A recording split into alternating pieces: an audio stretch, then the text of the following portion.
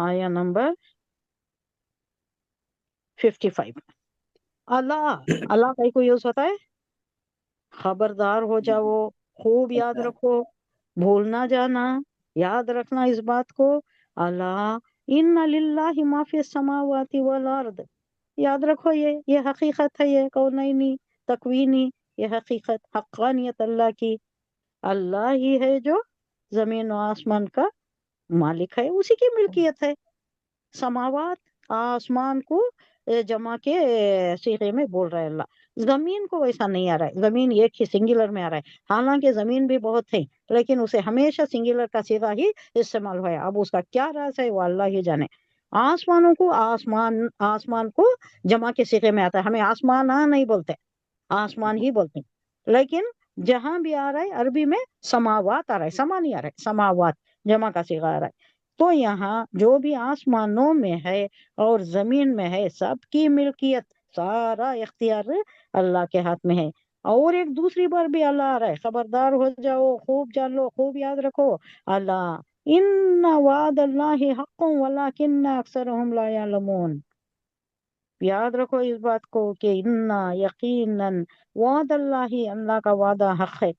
جو بھی اللہ بول رہا ہے، جو بھی آخرت کے متعلق آ رہا ہے، یہ کوئی ایسی ویسی بات نہیں ہے، یوں ہی کہہ نہیں دیا ہے، یہ حق ہے، ولیکن اکثرهم لا يعلمون، لیکن بہت سے لوگ نہیں مانتے۔ اب ہے زندگی، اب دیکھ لیں گے، بعد کا دیکھیں گے، کون آیا ہے، مر کے کون آیا کسی نے نہیں بتایا، اللہ بتا رہا ہے، قرآن سچ ہے، قرآن حق ہے، عالم غیب کا سب کچھ تو نہیں بتایا، لیکن خبر کا عذاب، خبر کیسی ہوگی، بآخرت کی زندگی، برزخی زندگی کیسی ہوگی، تھوڑا تھوڑا تو جھلکیاں معلوم ہو گئی ہے، اب اس سے بچنے کی کوشش کرنا ہمارے اوپر ہے، بچو یا اس میں ملوث ہو جاؤ، بھوک تو عذاب اللہ پہلے ہی بتا دے رہا ہے کہ ایسا ایسا ہے، ایسا ہوگا، اب اس سے بچنا تمہارے تئیں ہے کہ تم اچھے عمل کرو، اللہ کی رضامندی کے کام کرو، پھر وہاں کے وہ جو بے حساب بے انتہا بے شمار نعمتیں ہیں اس کے حقدار بن جاؤ، یا جاؤ جہنم کا ایندھن کیا ہے، جہنم کا ایندھن انسان ہے اور جنات ہیں اور پتھر ہے، پتھر اس کا ایندھن ہے، یہاں لکڑی جلاتی ہیں، لکڑی کا کوئلہ کیسا جلتا ہے، اور پتھر اگر ایندھن ہو تو وہ کیسا جلے گا، کیسی آگ ہوگی، بھڑکتی ہوئی آگ ہے، اس کا بھی ڈسکرپشن ہم پڑھائے ہیں، کس میں، سورہ بقرہ میں بھی آیا، شاید آراف میں بھی آیا، ہر جگہ ایک ایک بار تو ڈسکرپشن ہے اس کا، کہ یاد رکھے انسان، بھول نہ جائے، کہا جا رہا ہے کہ یاد رکھو، خوب جان لو کہ آسمانوں اور زمینوں میں جو کچھ ہے اللہ ہی کی ملکیت ہے، سب کا مالک اللہ ہی ہے، اور مزید یاد رکھو کہ اللہ کا وعدہ سچا ہے، لیکن اکثر لوگ نہیں جانتے، یہ اللہ کا شکوہ ہے کہ اکثر لوگ جانتے لیکن اس پر عمل کرنے کی کوشش نہیں کرتے۔ نہیں جاننے کا مطلب ایسا ہے کہ قرآن کو سمجھنے کی کوشش نہیں کرتے، قرآن تو پڑھتی، اب رمضان آ رہا ہے، اچھا تیار ہو جاتی ہیں، 10 بار پڑھتی، ڈل ڈل کر پڑھتی، اٹھے بیٹھے ہر اس میں یاد رکھتے رہتی، قرآن پڑھنے کا اٹھا لیتی، قرآن پڑھتی، پورا ختم ہو جانے کے بعد پوچھو کیا پڑھے، بقرہ میں کیا بولے اللہ، آل عمران میں کیا آیا، کیا ہے جو دھمکیاں دے رہا ہے، کس بات سے روک رہا ہے، کیا چیز کی خوشخبری سے رہا ہے، کچھ بھی نہیں معلوم ہوتا۔ پڑھے، بہت بار پڑھے، 7 بار پڑھ جاتی، 5 بار ہو جاتا ہے، قرآن کتنے کے بار ہو جاتا ہے، لیکن سمجھ کر پڑھنا اور اس پر عمل کرنا، قرآن آیا ہی کس لیے، اللہ بولتا ہے کہ کیا ہے وہ، یرفع الاقوام بهذا الکتاب،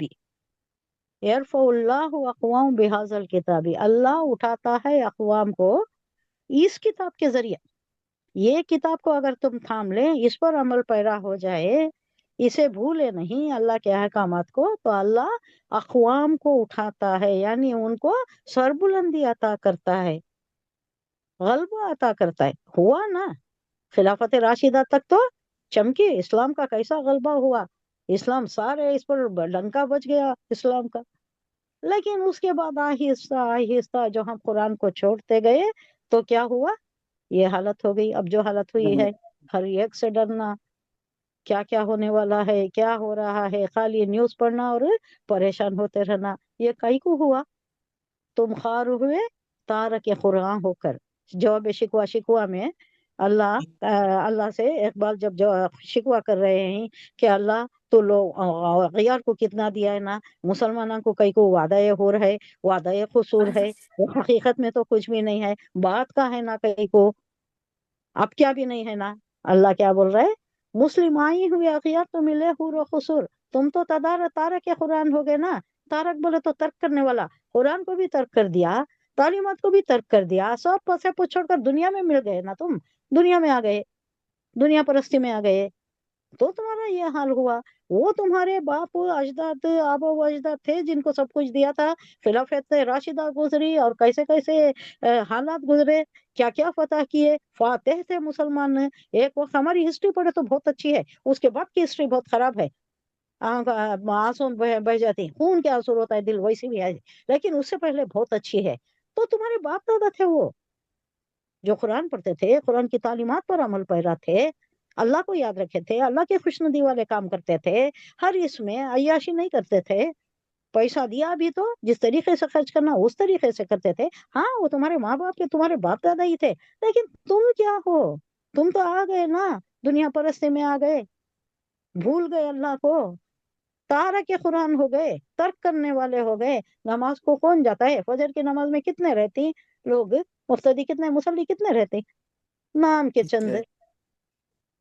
تو یہ نیند تمہیں پیاری ہے، ہم سے کہاں پیار ہے، نیند تمہیں پیاری ہے۔ اللہ کہہ رہا ہے جواب شکوہ میں، وہ اللہ کا جواب ہے، پڑھ کے دیکھیے، یہ اچھا ہے، یہ انگلش والے بھی پڑھیے، اردو والے بھی پڑھیے، تیلگو والے بھی پڑھیے، کنڑا والے بھی پڑھیے، جواب شکوہ اور شکوہ۔ شکوہ میں کیا کیا بیان کیا ہے، وہ انسان کی طرف سے شکوہ ہے، جواب شکوہ اللہ کا شکوہ بیان کر رہے ہیں۔ وہ پہلے شکوہ لکھے انہوں، اس کے بعد لوگ ذرا یہ جو کٹر رہتی نا، مذہبی کٹر، انہوں تھوڑا واویلا مچانے لگے، یہ کیا ہے اللہ کے اوپر، اللہ سے شکوہ،